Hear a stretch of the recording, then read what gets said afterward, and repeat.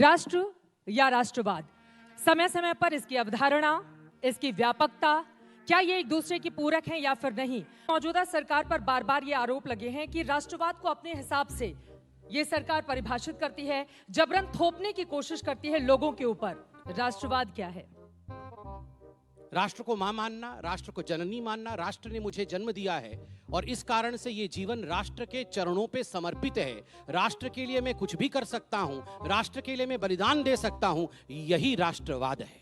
कन्हैया, अब आपके पास आते हुए, बीजेपी के राष्ट्रवाद से आप लोगों को इतनी दिक्कत क्यों है? मोदी जी आपके चाचा हैं क्या? मेरे चाचा नहीं, तो कौन है? इस देश के बाप हैं। कौन है? प्राइम मिनिस्टर आपके है। बाप होंगे, इस देश के बाप नहीं है। आपके बिल्कुल बाप है। होंगे, हमारे बाप नहीं है। देश है, ये राष्ट्र है, जिसको आप नेशन कहिए, कंट्री कहिए, ये आपकी इच्छा है। लेकिन ये जो देश है, ये राष्ट्र है, ये देश के संविधान से चलेगा। संबित जी की पार्टी के एक युवा तेज तर्रार नेता ने कहा कि आजादी लीज पर है 99 साल की। 99 साल की लीज पे? हाँ, ये जो आजादी हुई है ये 99 साल की लीज पर है।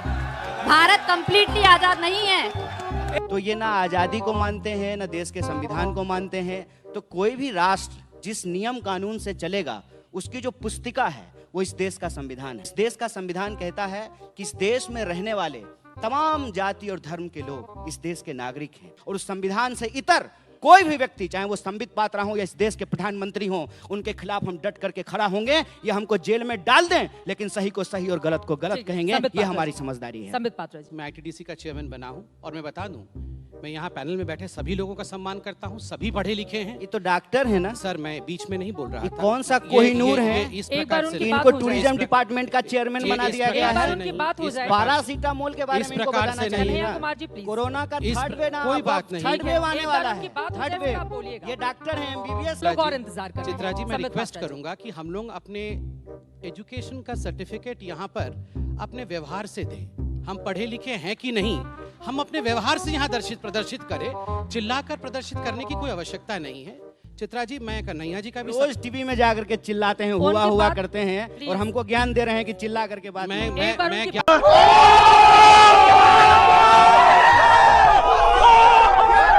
दीजिए, ठीक है। शांति से उत्तर दूंगा, मैं लड़ूंगा नहीं। दीजिए, ठीक है। शांति से उत्तर दूंगा, मैं लड़ूंगा नहीं। हम पढ़े लिखे लोग हैं। डॉक्टरों का आप क्या बेइज्जती करते हैं? आप मुझे किसी ने ट्विटर में कल भेजा कि आपने कोई डोनेशन वाले कॉलेज से, मैं नहीं, ऑल इंडिया मेडिकल मैंने क्वालिफाई करके मेडिसिन किया है।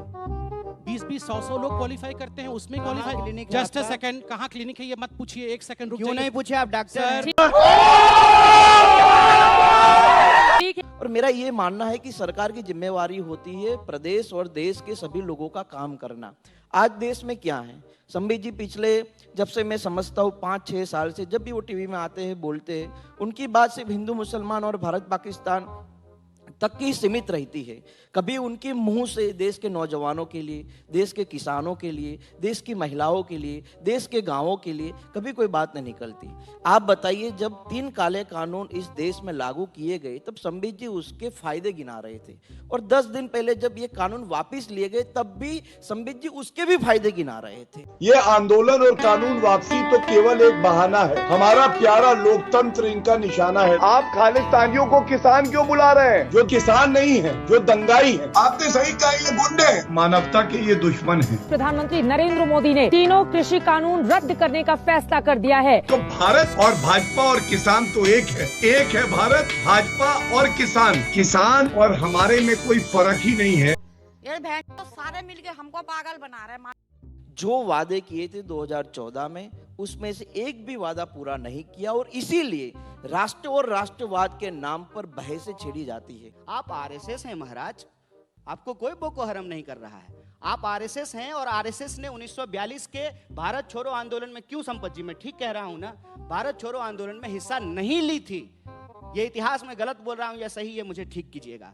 और आरएसएस ने कभी भी इस देश के तिरंगे झंडे को स्वीकार नहीं किया।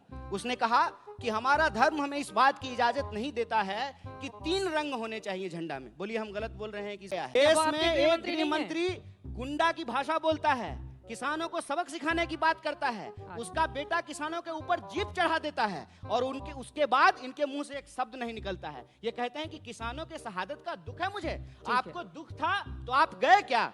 आप ठीक है। गए किसान के उन परिवारों के पास ठीक है। जिन किसानों बाकी की दो लोग हत्या भी कर दी इंतजार गई। कर रहे हैं, लेकिन आप संबित जी बात को को गृह राज्य घुमाइए मंत्री देने नहीं, को लेकर सवाल सवाल है पूछ जो रहे हैं। मुद्दा ठीक है है। उसका सही सही ठीक जवाब है। दीजिए।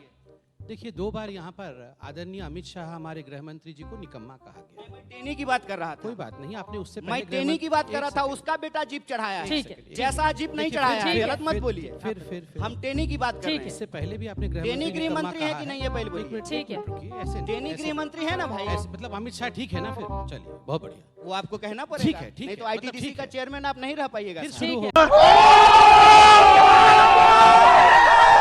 है। हमने देश को खराब कर दिया, बर्बाद कर दिया, लोगों को एम्प्लॉयमेंट नहीं दिया। इतनी परिस्थिति खराब होने के बावजूद अभी निकाय के चुनाव हुए, क्या परिस्थिति थी वहां कांग्रेस की? इतना कुछ हम खराब कर रहे हैं, हम आपको गैस सिलेंडर नहीं दे रहे हैं, पेट्रोल नहीं दे रहे हैं, डीजल नहीं दे रहे हैं, हम लोगों को सड़क पे मार रहे हैं, हम हिंदू मुसलमान कर दे रहे आज संबित पात्रा ने अपने बरबोलेपन में देश की जनता को बता दिया कि अगर आप महंगाई से परेशान हैं, अगर आप बेरोजगारी से परेशान हैं, किसान को आत्महत्या करनी पड़ रही है, इस देश में सरकारी संस्थान बेचे जा रहे हैं, कर्मचारियों की नौकरी छीनी जा रही है, इसका एक इलाज है कि भाजपा को चुनाव में हरा दीजिए। क्योंकि इनका जवाब क्या था? इन सारे सवालों का जवाब ये था कि अगर महंगाई है, बेरोजगारी है, तो हमको लोग वोट क्यों दे रहा है और हम जीत क्यों रहे हैं? हाय हाय, रावण का घमंड टूट गया था, आपका भी टूटेगा, चिंता मत कीजिए। और अब उनको धनुष्मान भेंट किया गया है और प्रधानमंत्री जी बड़े प्रसन्न चित्र मुद्रा में ये लेते हुए भेंट स्वीकार करते हुए उसको, उस पर तीर चढ़ा हुआ है। ये देखिए छोड़ा उन्होंने तीर। भाई भला मोरी रामा भला तारी रामा, भला मोरी रामा भला तारी रामा, भला मोरी रामा भला तारी रामा, भला मोरी रामा भला तारी रामा। भाई भाई भाई भाई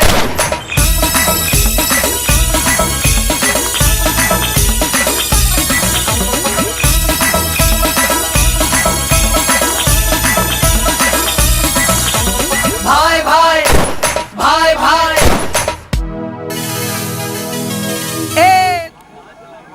तीर चल गया है। बोले बम बम बम, मोदी जी का देख लिया दम। अगर हम करें तो करें क्या, बोले तो बोले क्या? वाह मोदी जी वाह वाह।